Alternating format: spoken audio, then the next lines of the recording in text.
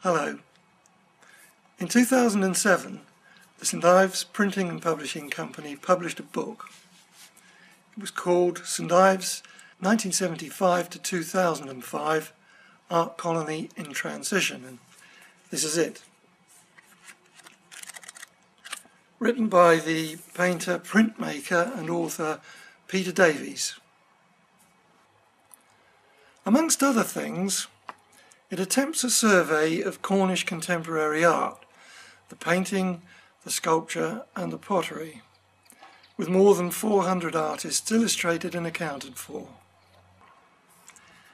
In this film, Peter Davies returns to St Ives on one of his many visits, this time to interview 7 of the artists featured in the book.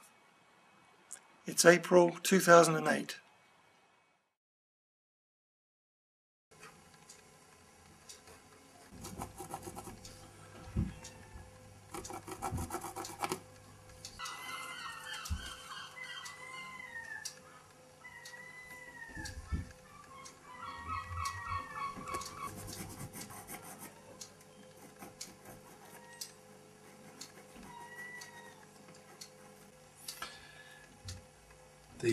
The harbour at St Ives is perhaps the central motif as far as the St Ives School is concerned.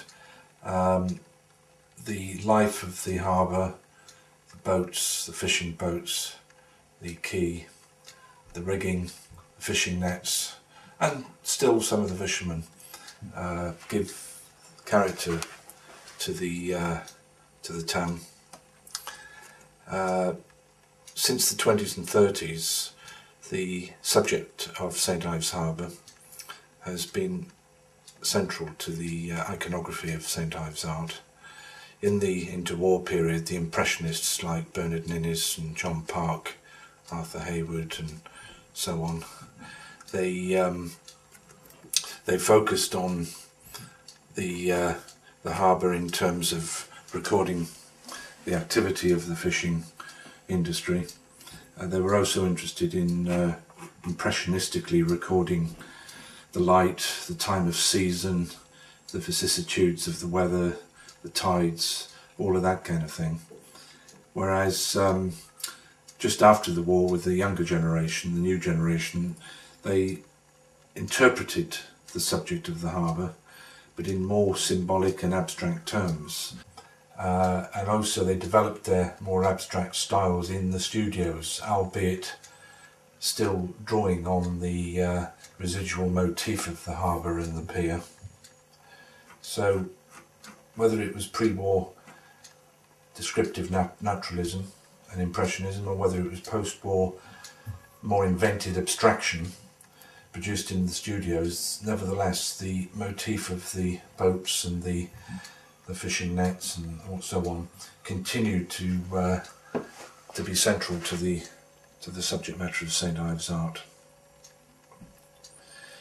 It's visually a very interesting scenario, because you've got this kind of very distinctive man-made pier which sticks out into the middle of the St Ives Bay, and then behind you've got this great sweep of sea curving round to Hale Sand Dunes and then Godrevy Lighthouse. So it provides a spectacular topographical spectacle. And nowadays, with the pluralistic so-called postmodern era, any number of styles and approaches is permissible. Although from the vantage point of the millennium, much of the more prominent art produced down here continues to interpret and develop the reduced and simplified forms of the abstract artists.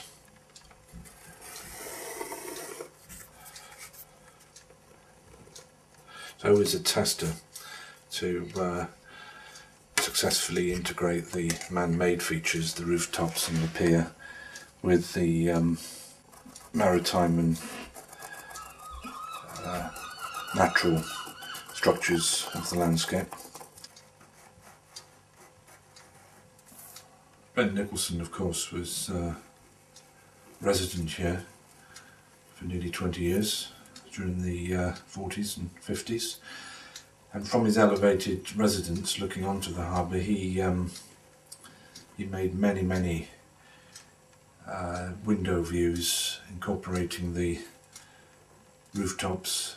I think he loved the rhythmic irregularity of the pyramids and lopsided squares and rectangles and so on, and also the lichen and the acid mustard yellows and greens that you had from the weathering on the rooftops.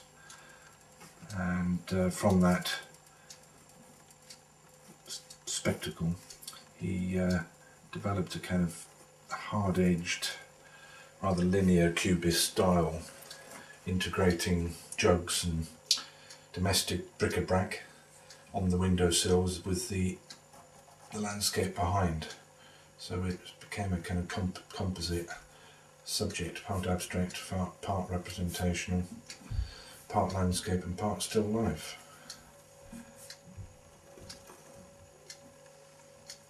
Obviously the harbour has changed a great deal from the 30s and 40s and 50s. It's not so much of a working harbour these days.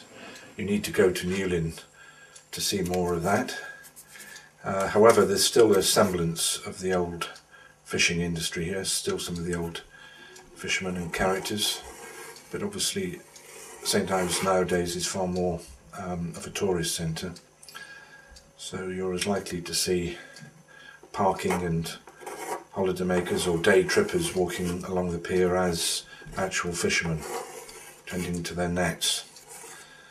And this obviously reflects the changing industrial and sociological nature of not only Cornwall but Britain as a whole. The relationship between drawing and painting is critical. A more direct painterly approach is elicited, whereas for others a more structured preliminary drawing is preferred.